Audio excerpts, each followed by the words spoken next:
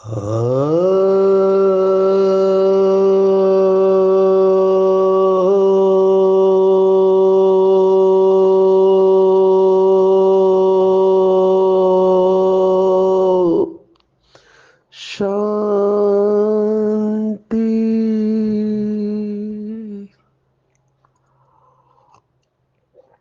आज 27 नवंबर 2023 भारत में सोमवार है।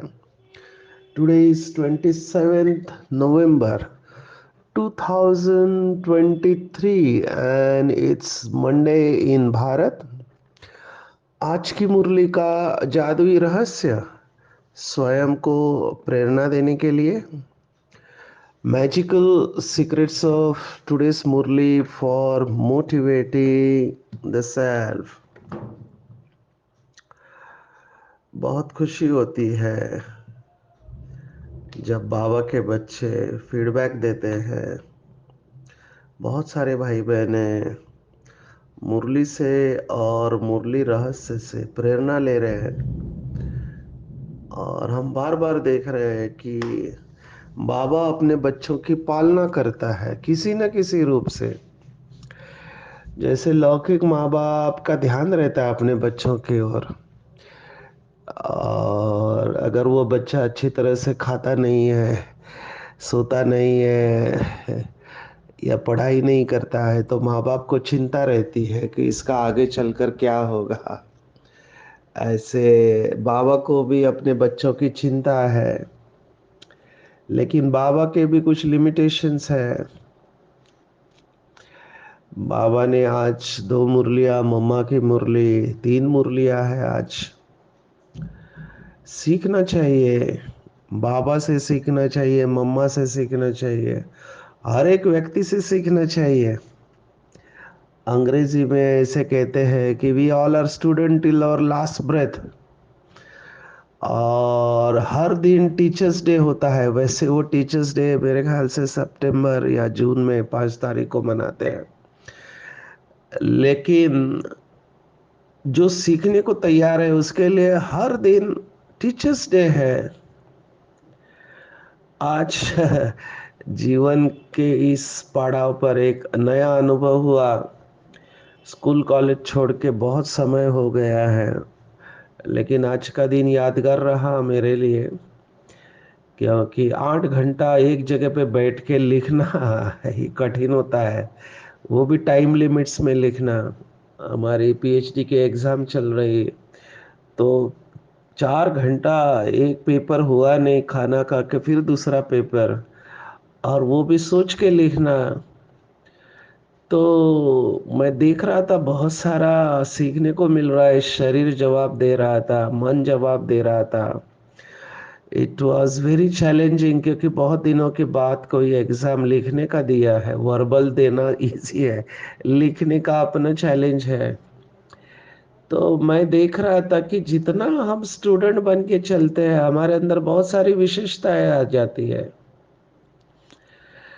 बाबा भी हमको अच्छा स्टूडेंट बना रहे हैं, हम गॉडली स्टूडेंट हैं। जैसे वो स्टूडेंट भी 3 प्रकार के होते हैं, और उनके आजकल पता नहीं क्या ग्रेड्स देते हैं। हमारे वक्त लिखते थे गुड, बेटर एंड बेस्ट, और फिर मार्क्स का परसेंटेज का टेंशन रहता था। अभी आजकल शायद परसेंटेज निकाल के केवल ग्रेड्स देते हैं, एबीसी, ताकि लोग अपनी तुलना नहीं करें, क्योंकि तुलना करने से टेंशन होता है। और माँ बाप से सबसे बड़ी गलती यही होती है कि वो अपने बच्चों की किसी और के साथ तुलना करते हैं। उनका इंटेंशन तो अच्छा होता है कि बच्चा मेहनत करे, लेकिन उसका इफेक्ट डिजास्ट्रस हो सकता है। ये पूरी तरह से उस बच्चे के ऊपर निर्भर है कि वो माँ बाप की बातें कैसे लेता है। तो माँ बाप उसकी तुलना करते हैं पड़ोसी के साथ या और किसी के साथ कि देखो उसको कितने अच्छे मार्क्स आए और तुम्हें इतने कम मार्क्स क्यों, तुम दोनों एक ही स्कूल में जाते हो, क्लास में जाते हो। अभी ये मेरे ख्याल से करना नहीं चाहिए। हमको उस व्यक्ति को स्वीकार करना चाहिए अभी कुछ लोग मैथमेटिक्स में अच्छे होते हैं, कुछ लोग लैंग्वेज में अच्छे होते, भाषा में अच्छे होते, गणित में अच्छे होते, कुछ लोगों का इतिहास अच्छा होता है, भूगोल। ये रहेगा, ये मल्टीपल इंटेलिजेंस थ्योरी है।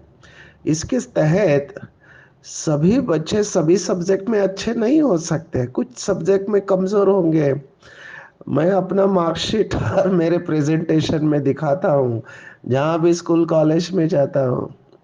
मेरा लौकिक पढ़ाई मातृभाषा मराठी में हुआ 10th स्टैंडर्ड तक। माँ बाप की इच्छा थी कि इसको डॉक्टर बनाने का, क्योंकि झोपड़पट्टी में इतने मार्क्स किसी को नहीं आए थे। मुझे याद है 1987 में हमारे झोपड़पट्टी में हाईएस्ट मार्क लेने वाला मैं ही था, और मेरा सत्कार भी हुआ था। तो माँ बाप को लगा हमारे घर में कोई अच्छा पैदा हुआ है, इसको डॉक्टर बनाएंगे। अभी उसके लिए मुझे साइंस में डाला। तो साइंस में कॉलेज में तो गए, लेकिन कॉलेज में जाने के बाद पता चला कि सब लेक्चर अंग्रेजी में है और कुछ समझ में नहीं आ रहा था, क्योंकि हमारी पढ़ाई लोअर मराठी स्टैंडर्ड में हुई थी। अभी कुछ समझ में नहीं आ रहा था, क्या करूं समझ में नहीं आ रहा था। लेकिन फिर जो होना था वही हुआ। मुझे 11th स्टैंडर्ड में हमारे महाराष्ट्र में पासिंग मार्क्स होते हैं 35 आउट ऑफ 100। माना 100 में से 35 मार्क पास किया जाता है, और मुझे मिले 34 मार्क्स, 34 मार्क मिले। लेकिन हमारे टीचर को दया आई और उन्होंने देखा ये लड़का अच्छा है, तो उन्होंने एक ग्रेस मार्क देके मुझे धक्का मार के पास किया। अभी 12th में जाने के बाद पता चला कि अगर एमबीबीएस में एडमिशन चाहिए तो ओपन कैटेगरी होने के कारण कम से कम 90% मार्क्स चाहिए। अभी इतने मार्क्स कहाँ से लाऊं? एक तो वो 34 मार्क कैसे मिले वो मुझे पता है कितना मेहनत किया तो 34 मिले, लेकिन दूसरा कोई ऑप्शन नहीं था। तो क्या करे समझ में नहीं आ रहा था, क्योंकि दिखाई दे रहा था कि अगर ये साल गया तो जिंदगी झोपड़पट्टी में जाएंगे। और मुझे वो झोपड़पट्टी का लाइफ अच्छा नहीं लगता था, क्योंकि टॉयलेट नहीं थे हमारे घर पे, तो वो बहुत अनकंफर्टेबल लगता था। तो अपने आप से बात करना चालू किया अकेले में बैठ के। पता चला कि पहले तो सब्जेक्ट को समझना पड़ेगा। तो डिक्शनरी लाया मराठी से अंग्रेजी में, कि मराठी में क्या बोलते हैं, अंग्रेजी में क्या बोलते हैं, ऐसे एक एक शब्द बायहार्ट करते गया। अभी पूरा डिक्शनरी बायहार्ट करने में थोड़ा टाइम लगा, लेकिन किया। और फिर पता चला 2 घंटा पढ़ाई करने से कुछ नहीं होगा, बढ़ाना पड़ेगा। तो 2 का 3, 4, 5, 6 घंटा पढ़ाई करने लगा, और तब थोड़ा सब्जेक्ट समझ में आने लगा। और पढ़ाई करते समय दोस्त आते थे मेरे झोपड़पट्टी के और बोलते थे, क्या सचिन क्या कर रहा है? पढ़ाई कर रहा है, चलो घूमेंगे फिरेंगे ऐश करेंगे। तो मैं उनके सामने हाथ जोड़ता था, क्योंकि मेरा लक्ष्य पक्का था, मुझे झोपड़पट्टी से निकलना था। तो मेहनत किया, माँ बाप की आशीर्वाद, अपनी मेहनत, ऊपर वाले की दुआ है। मुझे 12th स्टैंडर्ड में 91% मार्क मिले, जिसकी वजह से एमबीबीएस में एडमिशन मिल गया। ये मैं आपको इसलिए बता रहा हूँ कि चैलेंजेस हर एक के लाइफ में है।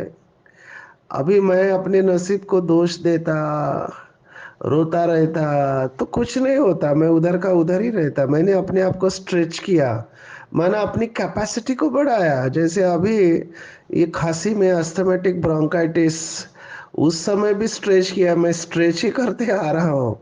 मुझे बहुत डॉक्टर्स वार्निंग दे रहे हैं कि तुम कैपेसिटी के बाहर जा रहे हो। अभी मैं कर्नाटक में था, तो वहाँ के डॉक्टर, हमारे बाबा के बच्चे कैंसर सर्जन है गौतम लोधिया, उन्होंने कहा कि सचिन भाई तुम्हारा बॉडी तुमको इशारा दे रहा है, तुमको सभी प्रोग्राम कैंसिल करके रेस्ट करना चाहिए। तो मैंने देखा कि रेस्ट करते हैं तो हमको अच्छा नहीं लगता है। तो अभी क्या करें, कमिटमेंट किया हुआ है तो हमको फुलफिल करना पड़ता है। तो हम स्ट्रेच कर रहे हैं, और हमारा ये अनुभव है कि जैसे हम हिम्मत रखते हैं, अपनी कैपेसिटी को स्ट्रेच करते हैं, लगन अच्छी है, तो बाबा मदद करता है। तो खांसी के बाद भी ये हुआ, अभी एग्जाम में भी स्ट्रेच किया। ये सब मैं आपको इसलिए बता रहा हूँ कि हमारा लक्ष्य बहुत पक्का होना चाहिए। अंग्रेजी में कहते हैं obstacles are those frightful things we see when you take your eyes off the goal. माना आपको विघ्न तभी दिखाई देते हैं जब आप अपना ध्यान लक्ष्य से दूर कर लेते हो। लक्ष्य को बहुत पक्का करना है और चेक करना है, क्या मैं बाबा की याद में रहता हूँ निरंतर। बाबा ने आज यही कहा कि कौन से बच्चे बाबा की याद में बैठ नहीं सकते हैं। तो बाबा ने कहा जिनकी बुद्धि में किसी न किसी की याद फंसी हुई है, उनकी बुद्धि को ताला लगा हुआ है, पढ़ाई अच्छी रीति पढ़ते नहीं है, माया उन्हें याद में बैठने नहीं देती। अभी मैं यहाँ पे कनेक्ट कर रहा हूँ, वो मेरे दोस्त जो एंजॉय करते थे आज वो रो रहे हैं और मुझे कहते हैं सचिन हमसे गलती हुई, हम भी आपकी जैसे पढ़ाई करते तो आज हमको ये अ, इतनी तकलीफ नहीं होती। बच्चे भी जो एग्जाम के पहले पढ़ाई नहीं करते हैं, वो बाद में उनको रोना पड़ता है जब रिजल्ट आउट होती है। मेरे लिए बहुत मोटिवेशनल यही है कि जब रिजल्ट आउट हो तब मुझे पश्चाताप नहीं होना चाहिए। अभी मैं पूरा मेहनत करूंगा लेकिन बाद में पश्चाताप नहीं करूंगा। तकलीफ तो होती ही है, संस्कार बदलना मासी का घर नहीं है। मैं खुद अपने आप को साक्षी होके देखता हूँ, इतना पढ़ाई किया है, इतना मुरली का स्टडी किया है, पालना लिया अच्छी, मैंने दादियों की और वरिष्ठ भाइयों की और सेवा में इतना रहने के बाद भी मैं अपने आप को साक्षी होके देखता हूँ कि इट इज सो टफ। कितना कठिन है संस्कारों को बदलना। तो मेरे सामने कुमार होते हुए ये चैलेंजेस है। तो आप सोचो जो गृहस्थ में रहते हैं या अकेले रहते हैं, बीमार रहते हैं, कितने सारे उनको प्रॉब्लम्स होते होंगे, कितने संकल्प चलते हैं, घर को चलाना है, बच्चों को संभालना है। तो I understand and I feel, मैं ये समझता हूँ और महसूस भी करता हूँ दिल और दिमाग से कि चैलेंजेस है, किसको नहीं है चैलेंजेस, सबको है। लेकिन कारण कारण है, बंधन है, बोलने से कुछ नहीं होगा, आपको कुछ तो करना पड़ेगा ना, बिना कुछ किए कुछ नहीं हो सकता। तो बाबा आज स्पष्ट कहा, आज बाबा ने एक शब्द इस्तेमाल किया कि एक तो बाबा ने कहा कि दिन में भले आप शरीर निर्वाह अर्थ कर्म करो, लेकिन कम से कम रात को तो बाबा की याद में बैठो, ज्ञान का सिमरन करो, बाप को याद करो, बुद्धि में सदर्शन चक्र फिराओ तो नशा चढ़ेगा। अभी एक एक शब्द का अर्थ बहुत अच्छी तरह समझना है। नंबर वन, बाबा ने कभी नहीं कहा घर बार छोड़ना है या जंगल में जाना है, नहीं। ये तो शुरुआत में भट्टी बननी थी, इसीलिए ये सब 300 फैमिलीज आए, 300 लोग आए। लेकिन उसके बाद बाबा ने बैलेंस की बात कही हुई है। और ये भी है कि जो कुमार कुमारियां है जिनको लगता है कि पवित्र रहना चाहिए और उनके पास ऑप्शन है, तो they are exercising their options, nothing wrong with it. लेकिन जिनका परिवार है, बच्चे हैं, बाबा ने हमेशा कहा है कि आपकी जिम्मेवारी है, आपकी रचना है, आप रचयिता है, तो आपको उन्हें संभालना पड़ेगा। तो Baba has always talked about the balance, और बाबा ने हमेशा कहा भले 8 घंटा आप शरीर निर्वाह अर्थ कर्म करो, लेकिन जैसे ही फ्री हो जाओ तो बाबा की याद में बैठो। और रात को बैठना माना रात भर जागना नहीं है। मैं फिर से कह रहा हूँ, ये इंटरप्रिटेशन सही करना, नहीं तो शब्द को पकड़ते हैं, भाव को नहीं समझते हैं। अगर आपको दूसरे दिन छुट्टी हो, दिन भर आराम कर सकते हैं तो जरूर रात भर जागो, नथिंग रॉन्ग। लेकिन आपको शरीर के ऊपर, मन के ऊपर कभी ऐसा इफेक्ट नहीं आना चाहिए। कई भाई बहने भावना में आके रात भर जागते हैं, फिर उनके ब्रेन के ऊपर इफेक्ट आता है, ऐसा नहीं चलेगा। बाबा के तरह रात भर जागो, तो उस समय बाबा जल्दी सोते थे, 8 साढ़े 8 बजे सो जाते थे और सुबह फिर उठना इजी है। आपकी उम्र के हिसाब से आपको नींद पूरा करना पड़ेगा। तो जिसको सुविधा है वो जरूर इसका अभ्यास करे, क्योंकि एकांत होता है रात में। बाकी लोगों को बैलेंस में चलना चाहिए, जल्दी सोना है, जल्दी उठना, ये लक्ष्य रखें। बेसिकली बाबा के कहने का भाव समझना है, शब्द को नहीं पकड़ना है। कि आप 8 घंटा शरीर के लिए देते हो तो 8 घंटा ईश्वरीय सेवा के लिए दो, खुद के लिए दो। क्योंकि जो भी आप आंखों से दिखा देखते हो वो सब जाने वाला है। तो अपना बंधन काटने का लक्ष्य रखना है। कर्म बंधन है तो उसको काटना है। किसी को रिलेशनशिप्स का बंधन है, किसी को अपने संस्कारों का बंधन है, हर एक के बंधन अपने अपने हैं। तो आपको सॉल्यूशन देखना है, बाबा से बातें करनी है, निमित्त आत्माओं से जिसके ऊपर आपका ट्रस्ट है उनसे बात करो, ये कैसे हम काट सकते हैं अपने बंधन। और बुद्धि में स्वदर्शन चक्र फिराते रहो तो माया का गला कट जाएगा। बाबा ने आज विशेष कहा है कि बाबा बुद्धि को ताला लगा देता है। अभी ये समझने जैसी बात है, फिर भी गड़बड़ नहीं करना है। क्योंकि कई लोग कहते हैं, देखो बाबा ने मेरे बुद्धि को ताला लगा दिया है। बाबा क्या, बाबा क्यों ताला लगाएगा? ये कहने का भाव है, बाबा का ताला लगाने वाली माया है। वो ताला अपने आप लग जाता है, बाबा क्यों आपकी बुद्धि को ताला लगाए? पर आज ऐसा शब्द आया है। अभी उसका भाव ये है कि जो बच्चा, अभी आप देखो लौकिक को थोड़ा हम समझेंगे, कि जो बच्चा अपने माँ बाप की आज्ञा पर चलता है, माँ बाप ऑटोमेटिकली उसको दुआएं देते हैं। और जो माँ बाप की आज्ञा पर नहीं चलता है, माँ बाप की दुआएं उसको कैसे मिलेगी? अभी यहाँ पर भगवान देखता है कि मेरा फलाना बच्चा अपना तन मन धन समय श्वास संकल्प सब कुछ लगा रहा है ईश्वरीय सेवा में, और दिन रात उसका यही चलता रहता है, कैसे सेवा को बढ़ाऊं, कैसे बाबा को निरंतर याद करो। तो बाबा की जिम्मेवारी बनती है कि उसका ध्यान रखे, क्योंकि बाबा का वो राइट हैंड है। मैं अपने अनुभव से आपको बता रहा हूं। तो अभी कोई बच्चा कर ही नहीं रहा है, उल्टा बाबा को याद नहीं करके उल्टा डिससर्विस कर रहा है। तो बाबा की दुआएं कैसे मिलेगी उसको? और बाबा की दुआएं नहीं मिलेगी तो डेफिनेटली औरों की बद्दुआ मिलेगी, आप बच नहीं सकते हैं। एक तो इतने जन्मों का बोझा है सिर के ऊपर, और इस जन्म में जब भगवान मिला है तब भी श्रेष्ठ कर्म नहीं कर रहे हैं, तो फिर भगवान क्या करेगा? तो ये समझना है।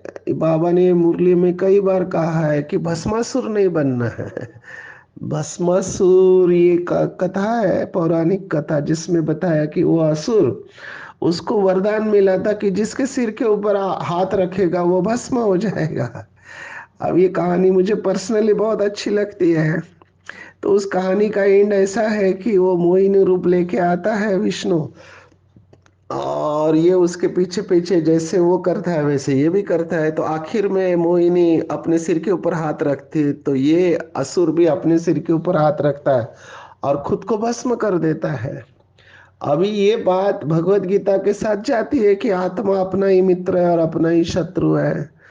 तो जब आत्मा श्रीमत के अगेंस्ट में चलती है तो वो अपना ही शत्रु बन जाती है, अपने को खत्म कर देते हैं। तो बुद्धि कैसे काम करेगी? बुद्धि को ताला लगना माना क्या? ये कोई ताला चाबी उधर बैठा हुआ नहीं। बुद्धि को ताला बनना लगना माना बुद्धि यथार्थ जजमेंट ही नहीं देगी, डिसीजन नहीं देगी। जो गलत है राइट को रॉन्ग और रॉन्ग को राइट समझेगी। ये है बुद्धि को ताला लगना। रियलाइजेशन ही खत्म हो जाती है, महसूसता की शक्ति खत्म। पता ही नहीं चलता है कि मैं पाप कर्म कर रहा हूँ या पुण्य कर्म कर रहा हूँ। ये बहुत सूक्ष्म बात है। जो बाबा के अच्छे योगी बच्चे हैं वो इस बात को समझ लेते हैं, क्योंकि माया का काम है कि आपकी रियलाइजेशन को खत्म करना। तो माया बुद्धि को ताला लगा देती है, माना बुद्धि आपको राइट जजमेंट नहीं देती है। ये माया का सबसे बड़ा वार है कि बुद्धि को कमजोर कर देना।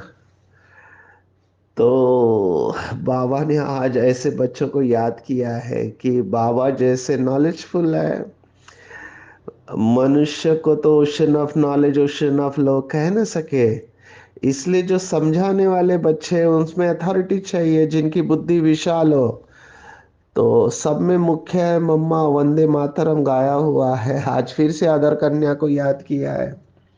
लेकिन बाबा इसका यथार्थ अर्थ समझा रहे हैं कि ड्रामा क्या है ये मनुष्य की बुद्धि में आता ही नहीं है कि ड्रामा के हम एक्टर हैं। आप एक्टर होके ड्रामा को नहीं जाने तो फिर क्या फायदा। तो बाबा ने कहा जिनकी बुद्धि में नशा रहता है, सारा दिन निर्वाह किया, फिर रात को बाबा की याद में बैठ जाओ, ये ड्रामा कैसे चलता है सोचो। आज बाबा ने इसको मन मना भाव कहा हुआ है। तो बहुत बड़ी मंजिल है। जो अच्छी तरह पढ़ाई पढ़ते हैं उनकी तनख्वाह अच्छी लेते हैं। बाबा ने कितनी बार कहा कि जो वकील होते हैं उनकी फी लाखों में होती है। कई डॉक्टर्स भी बहुत चार्ज करते हैं। तो जो अच्छी तरह से पढ़ते हैं उनकी तनख्वाह भी अच्छी होती है, लेकिन बाहर जाने से भूल जाती है और अपनी मत पर चल पड़ते हैं। तो बाबा ने बार बार हमको सावधान किया है कि बच्चे, विकार पॉइजन है। सन्यासी लोग भी इसको छोड़ के चले जाते हैं। पार्टीशन के समय आज फिर से याद किया कि कितना दुख था पार्टीशन के समय, लेकिन समझते ही नहीं है कि रक्षा करेंगे तो कैसा भगवान रक्षा करेगा। रक्षा करने के लिए आपको मन बुद्धि को सौंपना पड़ेगा ना। लास्ट में सभी रड़िया मारेंगे, बाबा ने कहा। तो आज बाबा ने कहा संशय बुद्धि नहीं बनना है। और विशेष बाबा ने कहा बाबा का बनकर अगर सेवा नहीं किया तो बोझा चढ़ेगा। क्योंकि सरेंडर हुआ और सर्विस नहीं करता तो खिलाना तो पड़ता है। ये सबके लिए, केवल सरेंडर भाई बहनों के लिए नहीं है कि हमको सबको सर्विस करना है। अगर सर्विस नहीं करेंगे तो दास दास ही बनेंगे, क्योंकि राजा बनेंगे कैसे जब तक आपकी प्रजा नहीं है। तो आपको प्रजा बनना पड़ेगा। तो चेक करना चाहिए कि मैं क्या पुरुषार्थ करता हूँ। क्या जैसे बाबा कह रहा है वैसे मैं चल रहा हूँ? क्या मैं तीखा सेवादारी हूँ, होशियार हूँ? तो अपने को चेक करना चाहिए कि सिर पर पापों का बोझा है और निरंतर शिव बाबा को याद करने बगैर कोई रास्ता नहीं है। और ये अनुभव की बात है। बाबा ने आज कर्मातीत फरिश्ता को कहा हुआ है कि कर्मातीत अवस्था तक पहुंचना है, मैंने चलते फिरते फरिश्ता अवस्था का हमको अनुभव करना है, कहाँ भी बैठे हो। ये तो शुरुआत में बाबा कहता था कि धंधा धोरी अलग, और ये अभी तो बाबा ने स्पष्ट कहा है कि हर कर्म बाप की याद में करो। अभी तो टाइम ही नहीं है, पीछे आने वालों को तो विशेष पुरुषार्थ करना है। मुझे किसी ने प्रश्न पूछा कि 9 लाख तैयार हुए, आपने कहा अभी 9 लाख पूरी लोक संख्या है, उसमें क्वालिटी होगी, डिग्री अलग होगी। कल बाबा ने कहा ना 16,108 की क्वालिटी चाहिए। प्रजा तैयार होने में टाइम नहीं लगता है, टाइम लगता है राजा में। 108, 8, 108 और 16,108, इसमें ही टाइम लग रहा है, प्रजा में टाइम नहीं लगता है। बाबा ने ऐसे भी कहा है, मुझे मेरे ख्याल से मुझे याद नहीं आ रहा है, लेकिन मुझे ऐसे अंदर से फील होता है कि जैसे ही 108 तैयार हो जाएंगे बाकी सब will fall in its place, वो सबको खींचेंगे। तो मुझे ये चेक करना है कि मेरी अवस्था क्या है। क्या जैसे बाबा कहता है वैसा मैं पुरुषार्थ करता हूँ? अंत समय किसी की भी याद नहीं आए, नित्य हमारा पुरुषार्थ चलता रहे। नित्य शब्द मुझे अच्छा लगता है। नित्य और अनित्य कहते हैं। और हमने भगवत गीता का पूरा सार ये 4 शब्द में कहा था, अनित्यस। जो योगी आत्मा होगी उसको सब अनित्य दिखाई देगा, शाश्वत कुछ नहीं है। मैनेजमेंट में कहते हैं the only constant thing is change. माना एक ही चीज शाश्वत है, वो माना परिवर्तन। तो अनित्यास एक एक अक्षर को हमने लिया था। अ माना अनासक्त भाव, नी माना निष्काम कर्म, त्य माना त्याग, और स माना संपूर्ण समर्पण। तो अनित्य शब्द को याद रखेंगे तो भी बहुत कुछ हो सकता है, लेकिन उसकी गहराई में जाना चाहिए। धंधा जो भी करना है खुशी से करना चाहिए। भोजन खाते समय भी बाप को याद में रहना है। तो लक्ष्य हमारा है कि हर कर्म करते समय बाबा की याद रहे, चलते फिरते खाते पीते उठते बैठते जागते सोते। तो ये गुप्त अभ्यास चलता रहना चाहिए। और देखना चाहिए कि हम कितना देर बाबा को याद करते हैं। कहीं मैं संशय बुद्धि तो नहीं होता, बीच बीच में संशय तो नहीं आता है। विशेष आज बाबा ने तीव्र पुरुषार्थी बच्चों को कहा, ऊपर भी कर्मातीत फरिश्ता कहा। आज बाबा ने कहा तीव्र पुरुषार्थी अर्थात फर्स्ट डिवीजन में आने वाले बच्चे संकल्प और वाणी की शक्ति को यथार्थ और समर्थ रीति से कार्य में लगाते। दोनों शब्द इंपॉर्टेंट है। यथार्थ माना अयथार्थ नहीं है, और समर्थ माना व्यर्थ नहीं है। वो इसमें लूज नहीं होते। उनकी बुद्धि में स्लोगन सदा पड़ा हुआ रहता है, कम बोलो, धीरे बोलो, मधुर बोलो। उनका हर बोल योग युक्त और युक्ति युक्त होता है। आवश्यक बोली बोलते हैं और व्यर्थ विस्तार के बोल बोलकर अपनी एनर्जी समाप्त नहीं करते हैं। एक बहुत अच्छी चेकिंग योगी आत्माओं की रहती है कि वो दिन भर में चेक करते हैं कि उनकी लीकेज कहाँ पे हो रहा है। बाबा ने भी ये मुरली में कहा था कि टाकी में पानी भर रहा है लेकिन लीकेज है, तो वो कभी फुल नहीं होगी टाकी। नाव भी तभी डूबती है जब लीकेज होता है, पानी अंदर घुस जाता है। तो लीकेज माना मेरी एनर्जी को मैं कैसे यूज कर रहा हूँ। बाबा ने कितने बार बोल के ऊपर अटेंशन खिंचवाया है। विस्तार के बोल, व्यर्थ के बोल, मजाक के बोल, ये सब एनर्जी को समाप्त करते हैं। इसलिए कल भी देखा था गंभीरता। बाबा ने गंभीरता की मूर्त मम्मा को कहा है, यीशु दादी को कहा है। मैंने ये मुरली में एक्नॉलेज किया है दो आत्माओं को बाबा ने।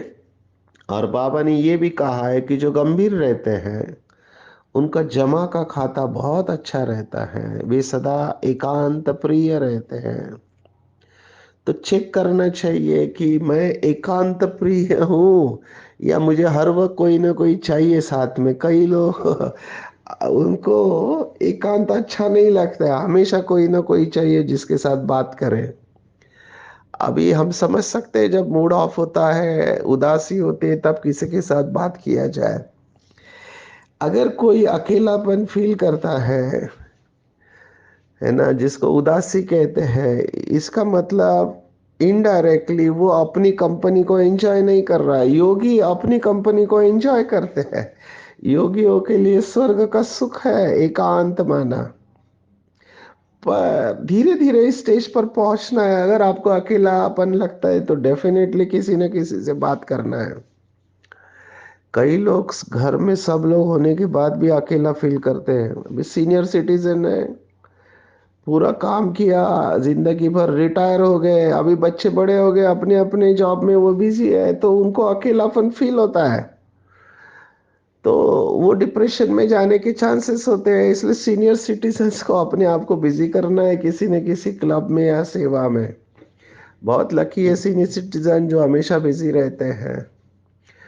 संपूर्ण नष्टमा बनना है, इसलिए मेरेपन के अधिकार को भी त्याग देना है। मम्मा का आज बहुत गुह्य चार ही लाइन है।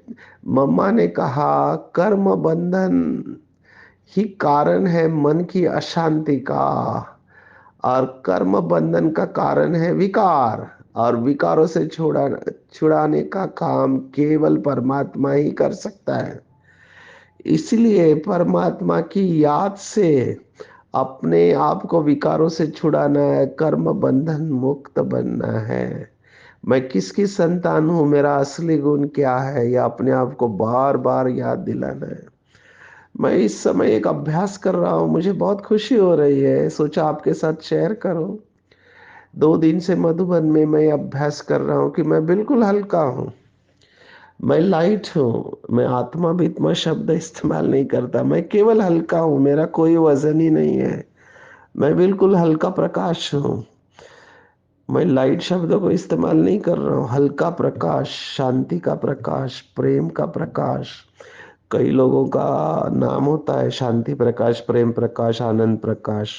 ये अनुभव के ऊपर अनुभव की बात है।